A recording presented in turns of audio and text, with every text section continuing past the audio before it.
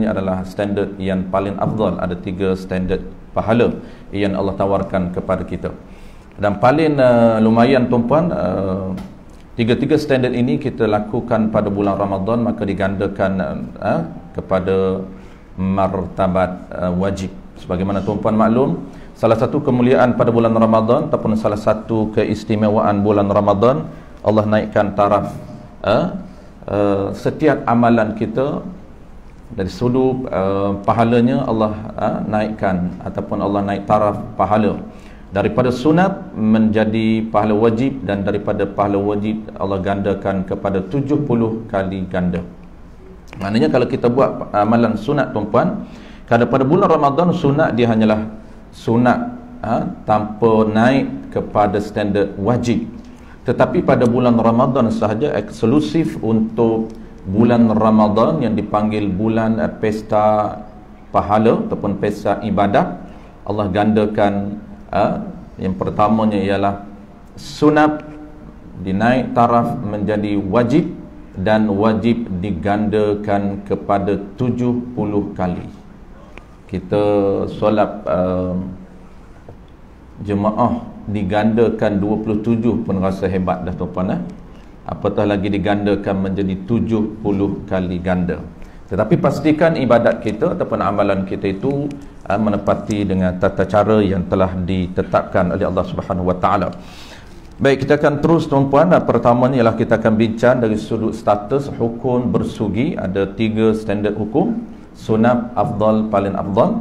Dan yang keduanya kita akan bincang tata cara, macam mana tata cara bersugi yang afdal. Dan yang ketiganya dijelaskan dalam kitab kita ini kelebihan ataupun benefit bersugi. Banyak, sangat banyak kelebihan ataupun rahsia ataupun faedah ataupun manfaat bersugi yang ditawarkan oleh Allah Subhanahu Wa Taala. Qala al-musannif rahimahullah subhanahu wa ta'ala, bersugi, yakni menggosok gigi, ataupun dalam bahasa Arab dia terma dia dipanggil siwak. Babun ataupun faslun fi siwak, fasal pada menyatakan peraturan menggosok gigi. Bersugi itu maknanya menyucikan ataupun membersihkan mulut dan gigi dengan menggunakan alat seperti berus gigi, manggar kelapa, ini orang dulu tuan-tuan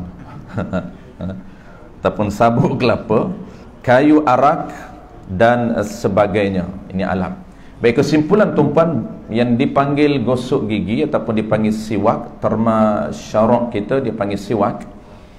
Siwak ini dia merujuk kepada perbuatan menggosok gigi ataupun membersihkan gigi dengan menggunakan sebaran alat yang ditetapkan. Cumanya alat ni tuan-puan, kita biasanya kita guna gosok gigi, itu alat salah satu daripada alat. Tetapi kita boleh guna apa saja alat untuk mendapatkan pahala. Disebut di dalam kitab I'anatul Talibin dan juga kitab Al-Bajuri Ibn Qasid, maksud alat ini supaya kita boleh guna apa saja alat yang dibenarkan ataupun alat untuk mendapat pahala, iaitu dia punya note ataupun catatan dia ialah alat yang boleh menghilangkan kesan. Apa saja alat yang mempunyai ciri, alat itulah ciri-ciri kesan yang boleh menghilangkan sesuatu ataupun bau yang ada pada gigi kita. Itu maksud alat. Apa saja kita boleh guna alat, asalkan ciri-ciri alat itu ciri-ciri dia boleh menghilangkan. Di dalam kitab sebut ciri dia adalah kesat tuan-puan, dia tak boleh licin. Kenapa nak kena syarat kesat? Sebab untuk menghilangkan sesuatu yang ada pada gigi kita dan menghilangkan bau mulut kita. Apa saja kita boleh guna asalkan mempunyai ciri-ciri kesat ataupun ciri-ciri yang boleh menghilangkan sesuatu yang ada pada gigi kita dan menghilangkan bau mulut kita. Yang popularnya ialah kita gunakan 2 tuan-puan. Yang pertamanya ialah berus gigi, yang kedua kita menggunakan kayu arak. Kalau afdalnya alat ini kita guna kayu arak. Ada rahsia pada kayu itu. Kenapa Nabi pilih kayu yang kita panggil arak, ataupun bukan kayu arak, alif ra alif kaf, itu untuk mendapat pahala afdal, bukan pahala sunat. Adapun sunat, tuan-puan guna apa pun boleh. Guna ranting kayu boleh, guna pencokir gigi pun boleh, guna berus gigi, itu memang kita dah guna. Tapi selain daripada berus gigi dan kayu arak, juga dinamakan siwak. Baik, seperti berus gigi ataupun sabut kelapa, kayu arak dan sebagainya.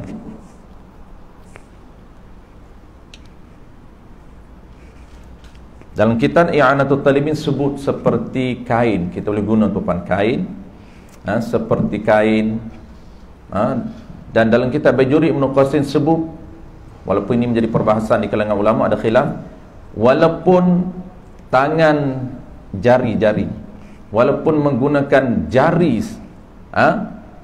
sendiri pun dapat pahala sunat, sekiranya jari dia ini mendapat ciri-ciri, jari dia ni kesap, bukan licin, maka boleh menggunakan jari dia, tak perlu bubuh ubat gigi. Itu apa nama ni, untuk yang panggil kita beruh ni tuan-puan, kita berus gigi guna ubat gigi. Kalau tak ada ubat gigi, kita tak selesa. Itu dari segi untuk nak terbaik sahaja. Tapi kalau nak dapat sunat tanpa ubat gigi pun dah dapat pahala sunat.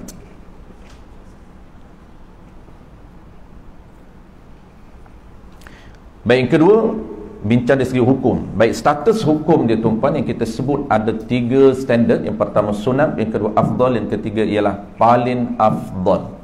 Baik, hukumnya, hukum bersugi itu sunat pada tiap-tiap hal. Maksud dia tuan-puan, tiap-tiap perbuatan kita, itu dipanggil tiap-tiap hal. Tiap-tiap perbuatan kita, sama ada berdiri, berjalan, duduk, setiap kelakuan kita disunatkan bersugi. Cuma dia bertukar hukum menjadi afdal dan paling afdal mengikut situasi tertentu. Tetapi secara umumnya, sunat kita bersugi, gosok gigi pada bila-bila masa. Bukan bangkit tidur, bukan nak solat, bukan nak baca Quran, tidak. Itu situasi yang afdal. Situasi yang afdal dia mengikut situasi tertentu. Tetapi secara umumnya pada bila-bila masa disunatkan. Itu maksud pada tiap-tiap hal, tiap-tiap kelakuan. Lebih-lebih lagi sangat kuat dituntut, yakni muakkad sunatnya. Baik, yang ni naik kepada rekin afdal, iaitu muakkad, sangat dituntut. Sehingga kata para ulama, setengah pendapat mengatakan sekiranya tidak bersugi, situasi ini menyebabkan makruh. Apa makna makruh? Makruh itu kita tinggalkan perbuatan makruh, kita buat untuk mengelak daripada makruh itu, akan diganjarkan 2 pahala. Pertama, pahala sunat, kita bersugi. Yang kedua, kenapa kita bersugi? Untuk mengelakkan daripada hukum makruh. Kita niat, aku buat ini kerana sunat dan nak mengelakkan daripada makruh, maka akan dapat 2 pahala. Pahala sunat ataupun pahala afdal, dan juga pahala meninggalkan perbuatan makruh. Situasi yang muakkad ini ataupun yang afdal ini, bila ketika hendak membaca Quran. Yang kedua, ketika hendak sembahyang. Ni dia beza tuan-puan. Ketika ambil wuduk satu, ketika nak takbir Allahu Akbar itu satu. Dalam kitab tuan-puan, dalam kitab yang besar, dalam Hasyiah, ada dia detailkan 2 situasi ini berbeza. Walaupun nampaknya sekali, tidak. Disunatkan ketika hendak mengambil wuduk satu, dan ketika mana nak takbir Allahu Akbar disunatkan bersugi. Sebab itulah paling simpelnya kita guna kayu sugi. Tak perlu beruh gigi tu. Kalau beruh gigi nak takbir Allahu Akbar, nak kena guna beruh gigi, kacau. Kita nak pahala sunat sahaja, maka kita ambil kayu arak ataupun kayu suki untuk mendapat pahala sunat. Bukan rahsia. Rahsia dia akan cerita, closing nanti dia akan cerita rahsia kenapa kita bersugi. Ini cerita sunat untuk dapat pahala dulu. Walaupun kita tak tahu rahsia dia tuan-puan, tetap akan dapat pahala sekiranya kita tahu perbuatan bersugi itu sunat dan kita niat. Di bawah ni dia akan cerita cara untuk mendapat pahala. Ada cara dia, ada dua cara asas. Pertamanya niat. Sebelum bersugi terlintas di hati kita ini sunat. Yang keduanya, kita tahu cara ataupun cara yang kita buat itu untuk dapat pahala. Itu dua cara asas untuk jana ataupun untuk kerja pahala. Yang ketiga tu, dia banyak situasi yang muakkad ini ataupun yang afdal ini. Yang ketiganya, ketika berubah bau mulut.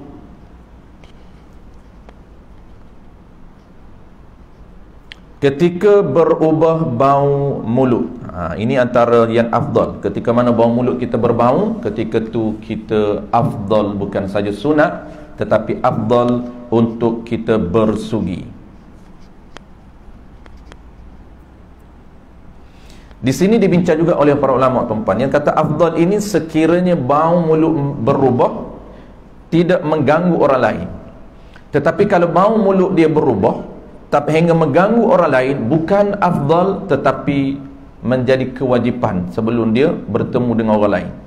Ini akan dapat pahala wajib sekiranya boleh menyebab ketidakselesaan orang lain. Mulut yang kuat berbau, maka itu bukan saja afdal. Setengah pendapat mengatakan dapat pahala wajib sekiranya dia bersugi sebelum bertemu dengan orang. Dan yang keempat, yang ketiga, pertama ketika solat, yang kedua pertama membaca Quran, yang kedua ketika solat, yang ketiga ketika berubah bau, dan yang keempat ketika bangkit ataupun ketika baru bangkit dari tidur. Ini juga afdal, bukan sunat. Maknanya standard yang kedua, sunat itu umum. Standard yang kedua ialah afdal. Kita akan dapat pahala bonus, iaitu aktsaru sawaban. Maksud afdal ni aktsaru sawaban, terlebih besar tambahan ataupun nilai pahala. Itu makna afdal, ada pahala lebih. Dan yang kelima, ketika mana afdal lagi, ketika gigi berubah menjadi kuning. Yang keenam, dan ketika hendak tidur. Yang ketujuh, dan ketika hendak mengambil wuduk, yakni ketika hendak mengambil air sembahyang. Ini keenam.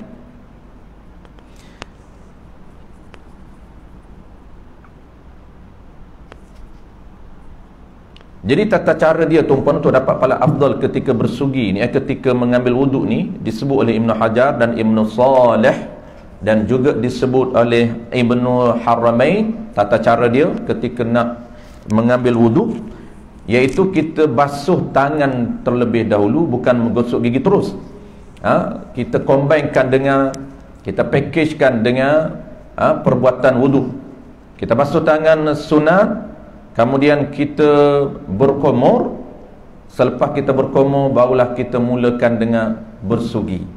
Ambil kayu sugi, kita ambil syarat sahaja, kita sugi, kemudian teruskan dengan perbuatan mengambil wuduk yang lain. Ada setengah ulama kata sebelum berkumur. Jadi langkah step dia pertamanya adalah basuh tangan yang sunat, kemudian sebelum berkumur kita sugi, lepas sugi berkumur, kemudian barulah basuh muka yang wajib. Itu yang disebut oleh Ibn Hajar, Ibn Salih dan juga Ibnul Haramain.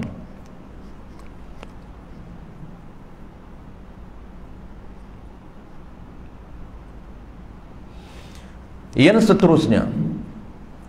seterusnya yang afdal, ini bukan sunat tuan-tuan. yang afdal, iaitu ketika hendak membaca hadis. Jadi dua pahala afdal. Pertamanya dua pahala afdal. Pertama ketika ambil wudu juga afdal, bukan sunat. Ketika nak mendirikan solat sebelum takbir Allahu Akbar, kita gosok gigi sekali, kita sugi sekali lagi, baru takbir Allahu Akbar. Jadi kita akan dapat dua package afdal. Pertama ketika mana kita wudu, mengambil wudu sebelum berkumur kita bersugi, dan ketika mendirikan solat sebelum takbir Allahu Akbar kita bersugi. Jadi kedua-dua situasi itu pahalanya adalah afdal.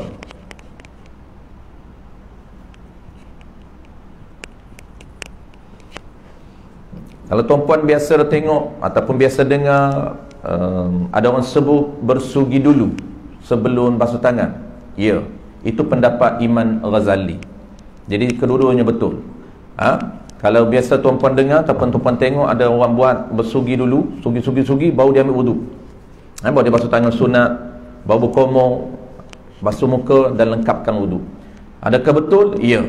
Itu betul mengikut tata cara yang dibuat oleh Al-Imam Ghazali. Sama, kedua-duanya afdal, cuma tata cara berbeza.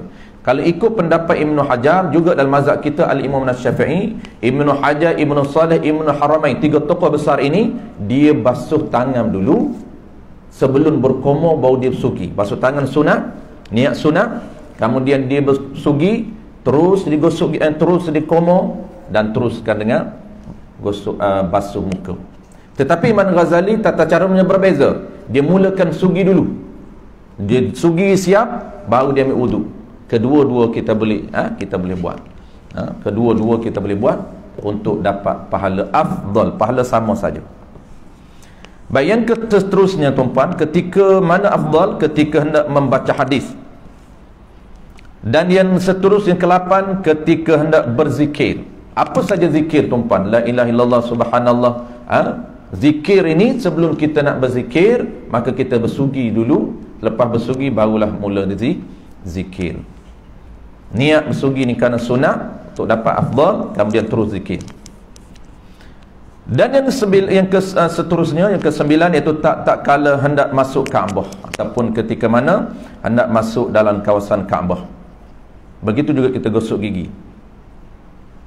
Dan seterusnya afdal ketika hendak masuk ke rumah selepas balik dari musafir, ataupun selepas balik berjalan. Ni maksudnya selepas balik daripada kita musafir.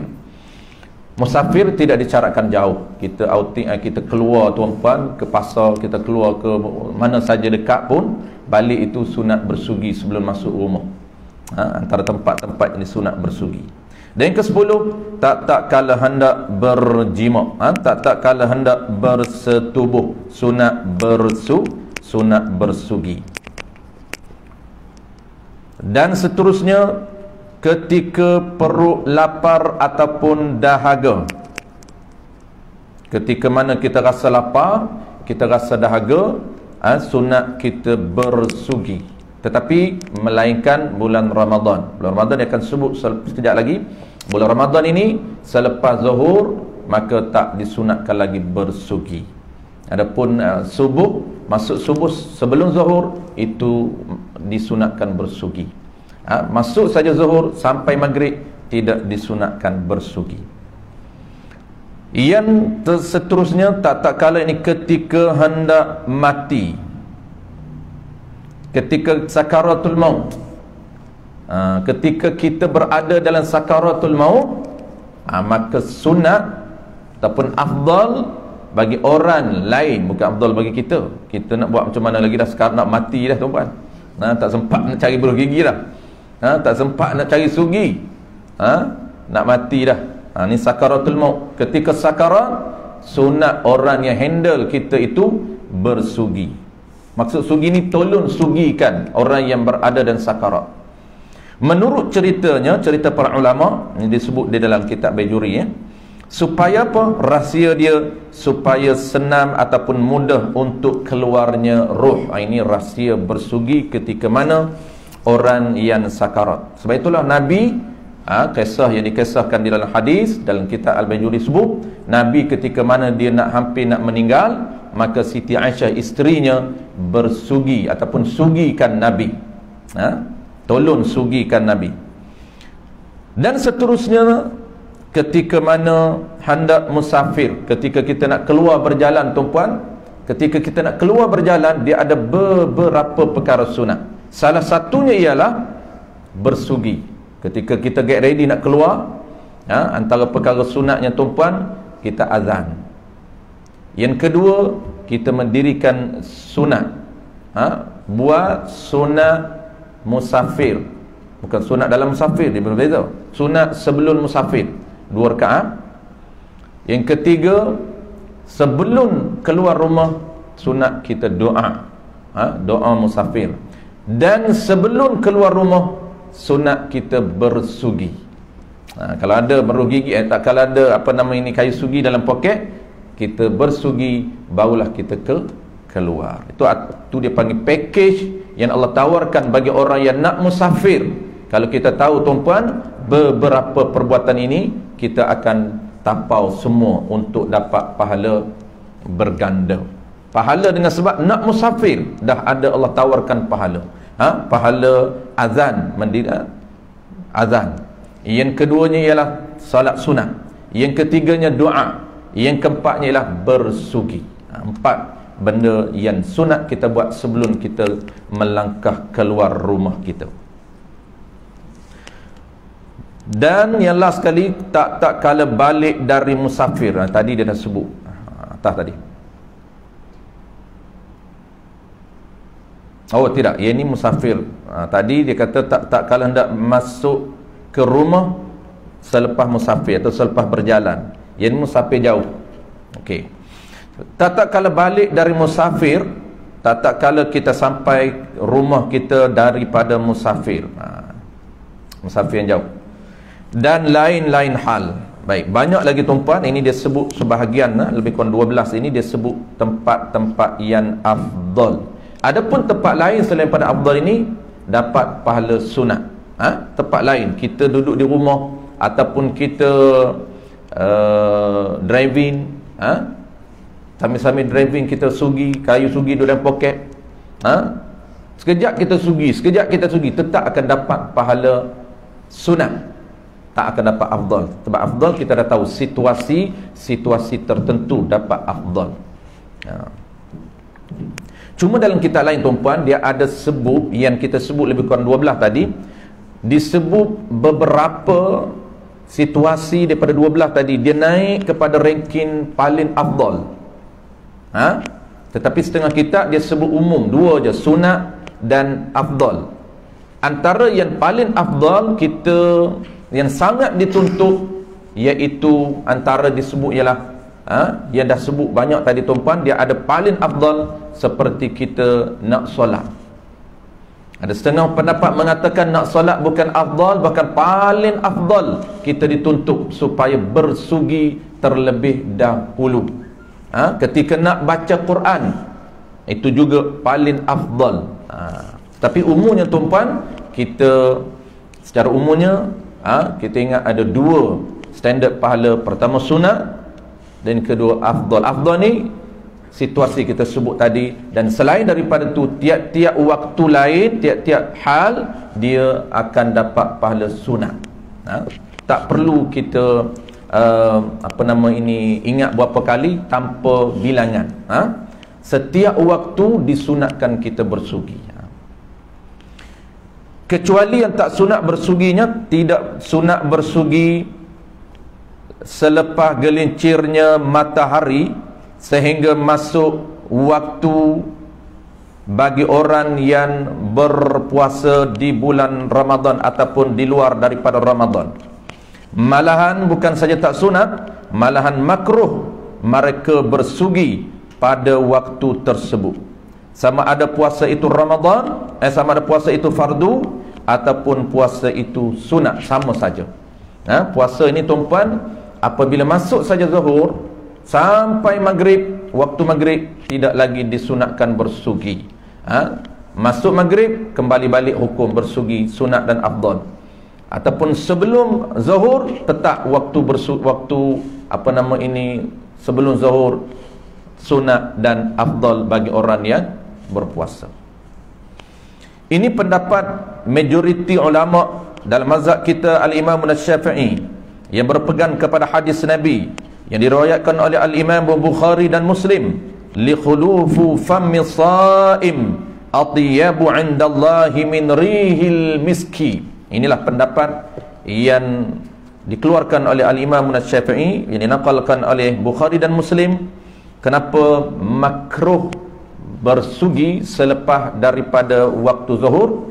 Karena Nabi menyatakan bahawa bau mulut orang yang siam itu, berpuasa itu, lebih wangi di sisi Allah Subhanahu wa taala daripada bau minyak wangi yang bernama miski, yang bernama kasturi. Minyak wangi kasturi di syurga, bukan minyak wangi kasturi dunia. Miskin ini tuan-puan, misk ini minyak wangi yang berada di syurga.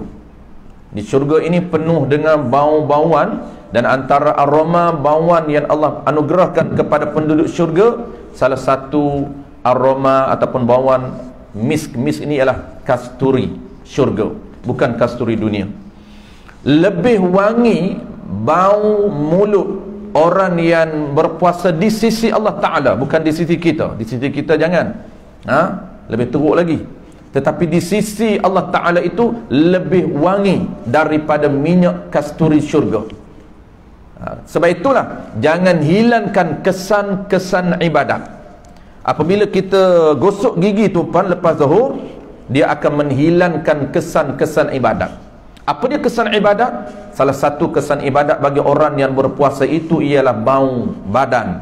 Salah satu kesan orang yang berpuasa itu ialah bau mulut.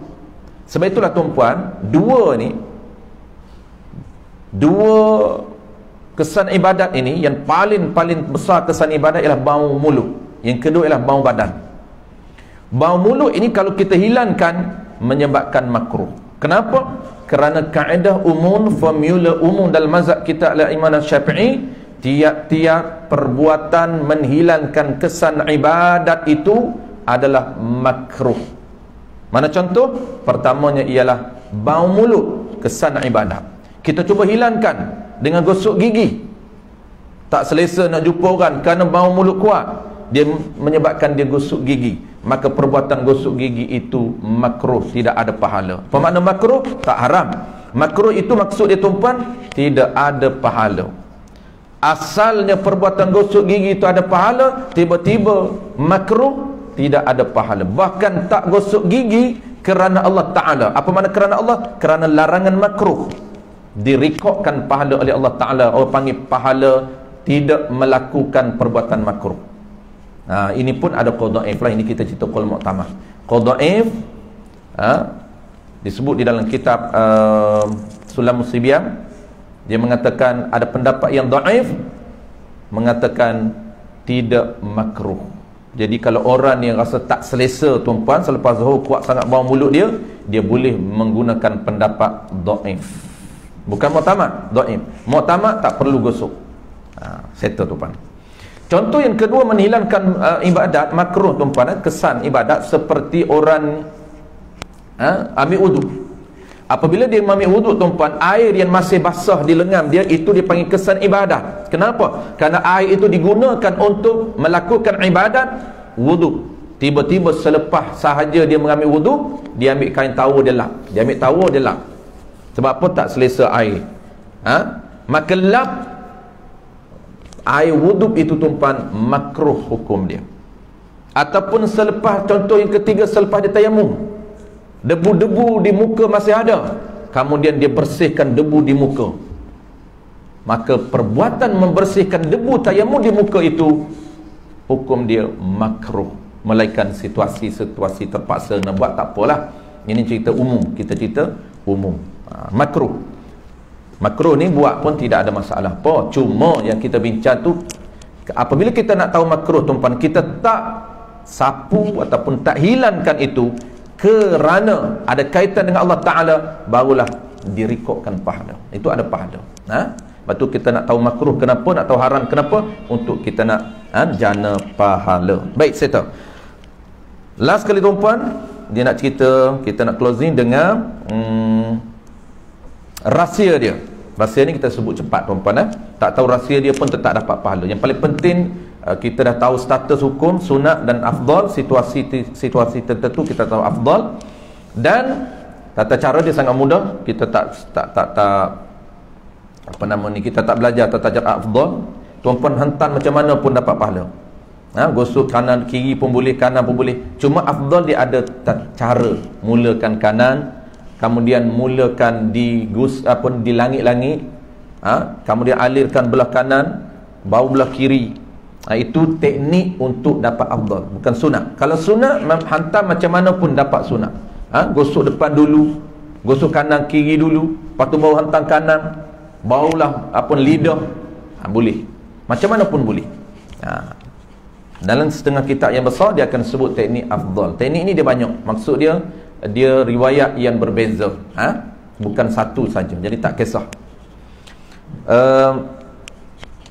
Di dalam hadis lain ada membayankan bahawa bau mulut yang dimaksudkan itu ialah bau yang di sebelah petang, bukan bau pagi.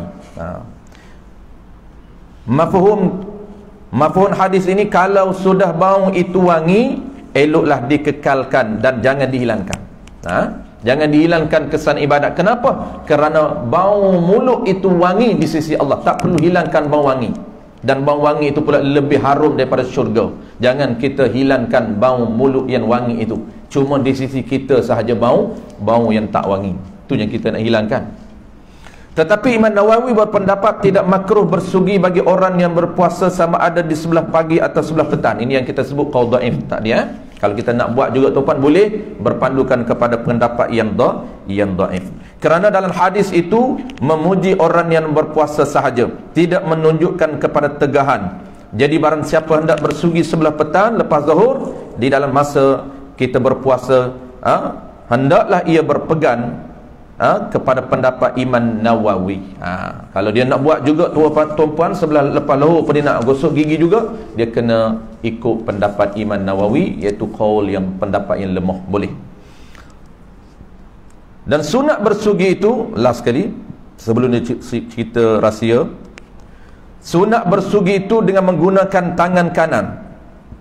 Ini mazhab kita tuan-puan. Kalau mazhab Hanbali berbeza. Mazhab Hanbali ni, Ahmad bin Hanbal ni murid kepada Imam Syafi'i.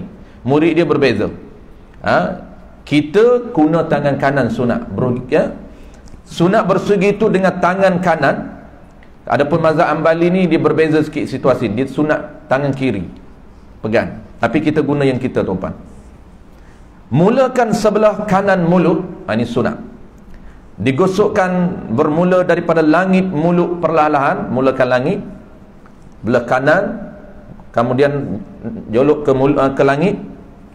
Digosokkan daripada atas gusi, gigi, dan kemudian terus kepada lidah. Maksud dia daripada langit gigi kita, beruh gigi kita, kita mula belah kanan, kita gosok belah kanan dulu, jangan pergi belah kiri lagi, terus ke langit dulu, kemudian barulah kita pergi ke kiri. Dan makruh tuan-puan, makruh kita gosok gigi, ini yang sunatnya. Kalau makruh kita buat, kita gosok gigi sedengar kita tonyoh ataupun kita berus dengan kuat. Dia kena perlahan, sunat perlahan. Kenapa Nabi kata? Sebab gosok kuat ini dia berisiko damage, gosok gusi, menyebabkan berdarah. Itu Nabi ajar cara dia ialah perlahan, tak boleh tonyoh kuat. Baik, saya tuan-tuan terus kepada fadilat kelebihan. Dan kelebihan bersugi itu banyak. Dia nak cerita sebahagian daripadanya saja. Sebahagian daripadanya 2 rakaat sembahyang orang yang bersugi lebih afdal, lebih banyak pahala daripada 70 rakaat dengan orang yang tiada bersugi. Ini tawaran Allah tawarkan kepada siapa yang bersugi. Pahala bonus yang Allah yang menanti orang yang bersugi, iaitu seperti 70 rakaat dia sembahyang tanpa bersugi. Itu satu. Fadilat yang pertama, iaitu sembahyang orang yang bersugi lebih afdal daripada 70 rakaat dengan orang yang tidak bersugi. Bersugi itu kenapa yang jadi nilai dia tinggi? Karena bersugi itu selain daripada menyucikan kotoran di mulut dan di celah-celah gigi, ia juga membawa kepada keredaan Allah Ta'ala. Allah reda dan Allah suka bagi orang yang bersugi. Walaupun dia sugi itu tak bersih gigi dia, syarat je dia bersugi, tetap mendapat keredaan Allah Ta'ala. Dan yang kedua, kelebihan yang kedua, mencerdikkan akal. Ini keduanya ialah orang yang banyak bersugi. Kata Nabi, orang yang boleh membantu mencerdaskan minda dan juga akal dia. Dan yang ketiga, boleh mencerahkan mata. Ini khasiat bersugi. Yang keempat, boleh melambatkan tumbuh uban rambut. Ni kena bersugi banyak tuan-puan. Bersugi pun putih juga.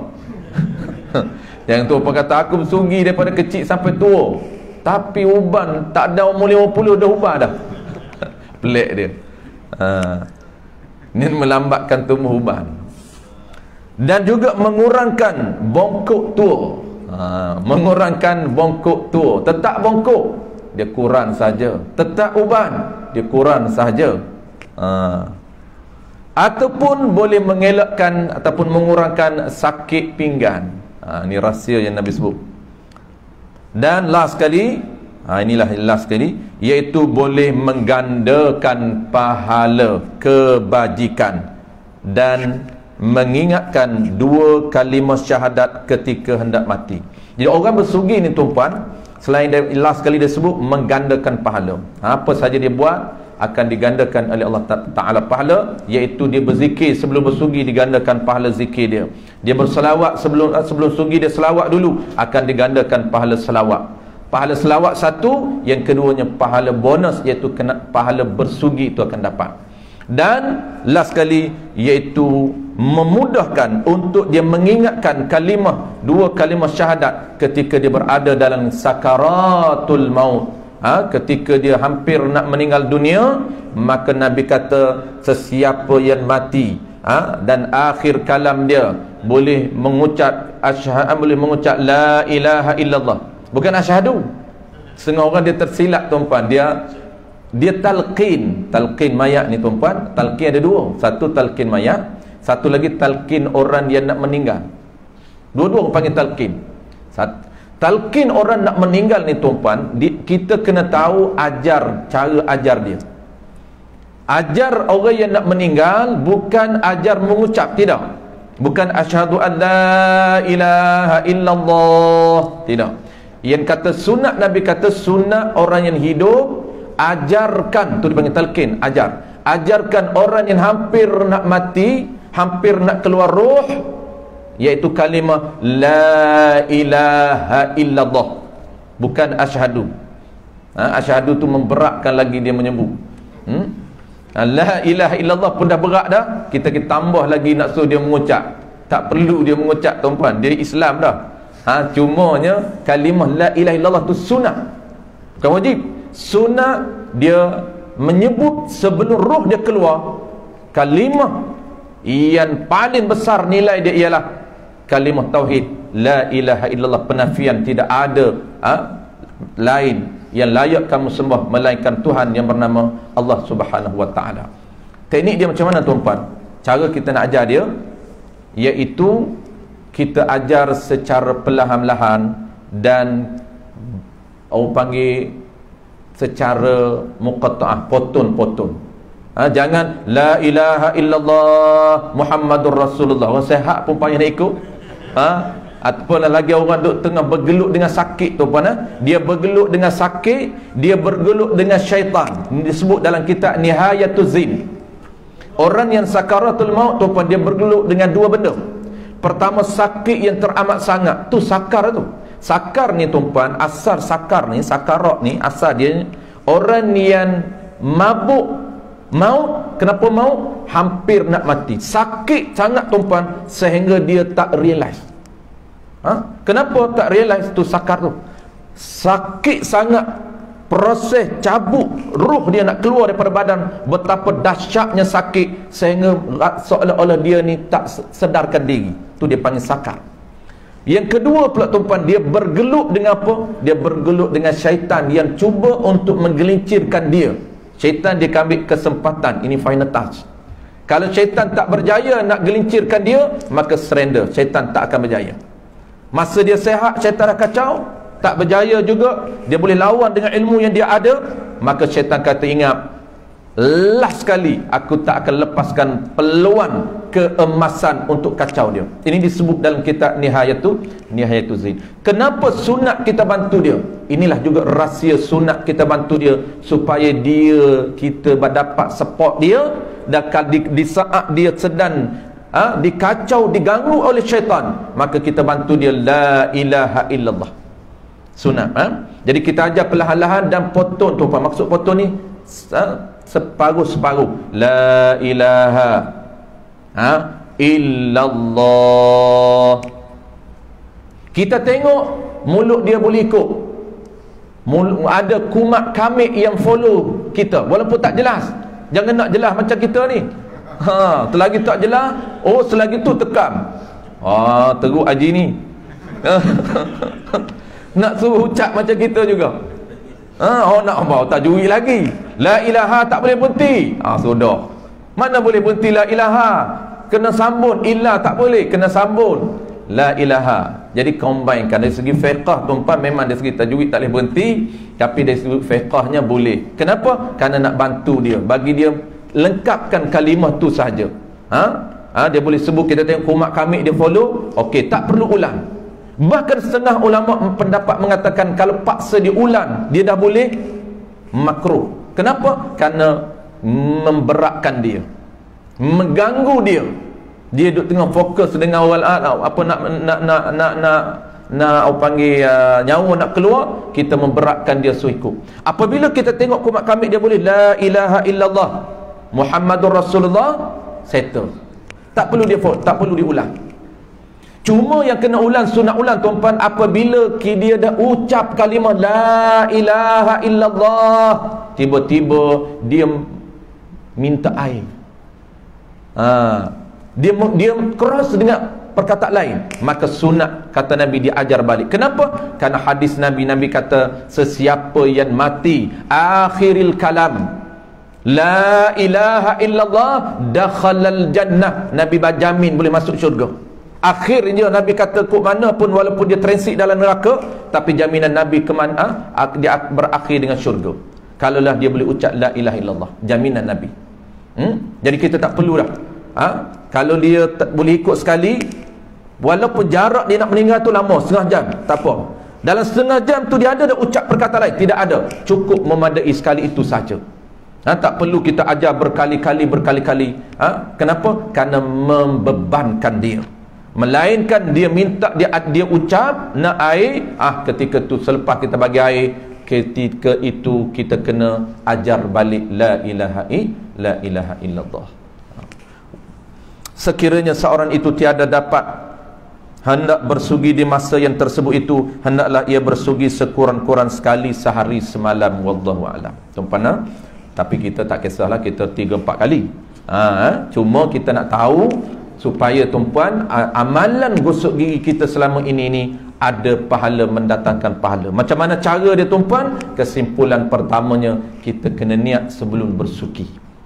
Yang kedua, al-ilmu bil manwi. Kita tahu statusnya sunat, statusnya afdal, dan kita tahu secara ringkas macam mana gosok gigi. Maksud gosok tu kaifiat dia, cara dia. Gosoklah macam mana untuk dapat sunat. Cuma mula kianan, atas gosi, kemudian atas gosi, atas langit, kemudian turun balik bawah lidah, itu untuk dapat pahala afdal. Wallahu a'lam. InsyaAllah tuan-tuan, kita akan temu lagi dalam topik yang baru, iaitu cara basuh kencing, ataupun kita panggil istinja, untuk dapat pahala melalui istinja, cara basuh kencing dan cara basuh satu lagi apa betul? Begok. Nak sebut pun slow sikit lah. InsyaAllah besok, kalau besok ke? Besok tuan-tuan. Besok saya kadang-kadang terlupa. Ustaz asam peringat, ingatlah. Dia terlupa kan. Kadang-kadang pagi dia terlupa ke pagi ni. Kalau remind tu insyaAllah lah. Bismillahirrahmanirrahim. Alhamdulillahirabbil alamin. Wassalatu wassalamu ala asyrafil anbiya'i wal mursalin wa ala alihi wa ashabihi ajma'in. Allahumma faqihna fid din wa 'allimna ta'wil waj'alna minal ulama'il 'amilin waj'alna minal mukhlisin. Allahumma inna nas'aluka ridhaka wal jannah wal jannah ونعوذ بك من سخطك والنار. اللهم إنك عفو كريم تحب العفو فاعف عنا وعن والدينا وعن جميع المسلمين والمسلمات برحمتك يا أرحم الراحمين والحمد لله رب العالمين.